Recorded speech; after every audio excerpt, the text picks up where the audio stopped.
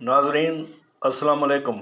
ناظرین آپ دیکھ رہے ہیں گفتار نیوز چینل۔ گفتار نیوز چینل میں آج کی جو خبر ہے وہ ایک مانے ہوئے پاکستان کے نامور یوٹیوبر رجب بٹ کے حوالے سے ہے کہ سٹی کورٹ میں اس کے اوپر کیسے تشدد کیا گیا۔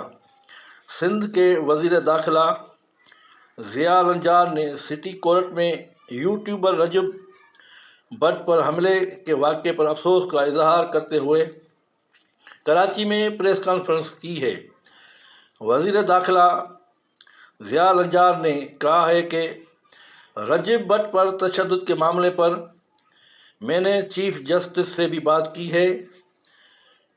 یہ جو عدالت میں ہوا ہے یہ وکیلوں کا کام نہیں ہے۔ انہوں نے کہا کہ وہ عدالت میں پیش ہونے کے لیے آئے تھے، ان کی آمد پر وکلاء نے یوٹیوبر پر تشدد کیا، یہ ایک افسوسناک بات ہے۔ جبکہ میاں اشفاق نے تشدد کرنے والے وکلاء پر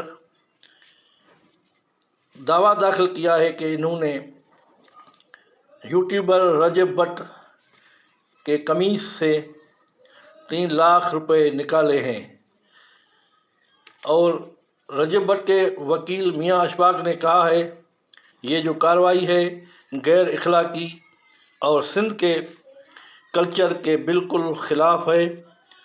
سندھ میں